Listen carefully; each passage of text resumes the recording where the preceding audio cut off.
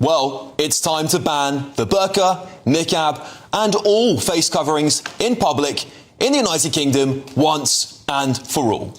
Frankly, it's surprising enough to me that religious face coverings for women were allowed to thrive in the UK for so long.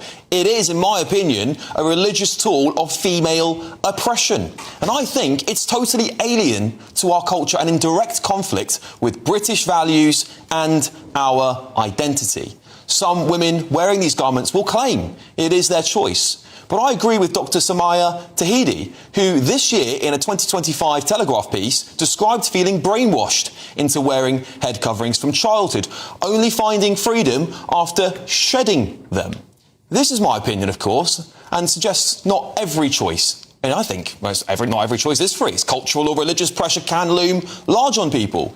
But it's not just religious garments I want banned. I want all face coverings banned. Many of you at home live in cities. You'll see familiar sights of yous running around with either medical masks on or balaclavas. Not because it's some fashion trend, but they want to just get away with petty crimes, I think.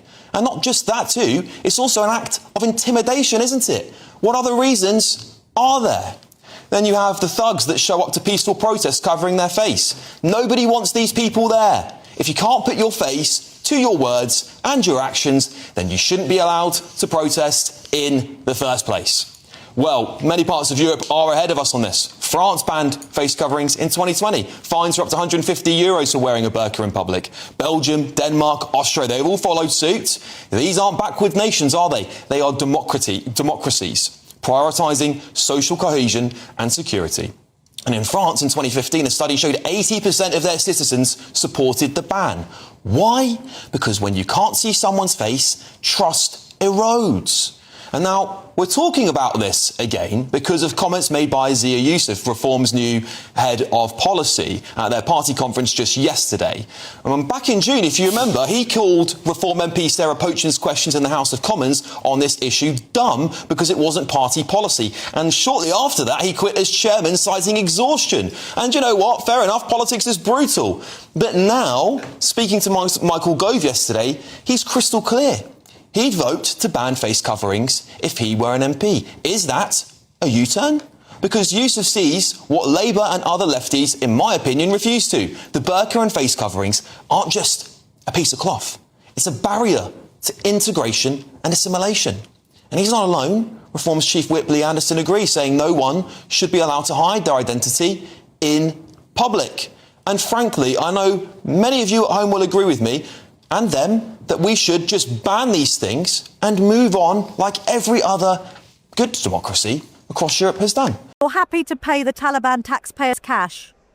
Camilla, this year, the United Kingdom is going to hand over £151 million of British taxpayers' money. People watching this programme, 151 million quid of their money is going to go to Afghanistan in the form of foreign aid. Okay. The first thing we're going to do is say, you know what? I think it's reasonable to say that if British taxpayers are giving you that aid, the least you could do is take back your illegal migrants. All right. And you mentioned Sarah Runcorn earlier, Sarah Pochin earlier, the MP for Runcorn, I should say. She's brought back this debate over banning the burqa. She's told the Telegraph that it isn't in line with British culture and should be banned. Where are you on this? Because this has previously sparked a bit of a row within Reform, hasn't it? Yeah, I mean, that was a false... I agree with that wholeheartedly. My personal opinion, and again, it's not formal form policy, I was on the record very quickly about that, saying I would support a ban, it's my personal opinion, a ban on all public face coverings. That would include the burqa. Because listen, Camilla, in a Western liberal democracy, human interaction, which is critically important, is facial in no small part. So do you reckon that's going to be in a future Reform manifesto, banning the burqa? Don't know yet. We'll have to see. But I agree with her on that. But I would also say this. I would also say it's also got to apply to Antifa thugs that face down our supporters and intimidate them when trying to come to our event. And so many people tell us, and this happened to me too, you're walking down the street and on the pavement, somebody's walking towards you wearing a face covering. What do? You cross the road. And we live in cities in the UK, there's so much CCTV. Yeah. So basically, that surveillance is becoming opt-in. And the very people who you probably would want to be surveilled are opting out of it by wearing these masks. So my personal view is we do need to have a ban on public face coverings. And I agree with Sarah. All right.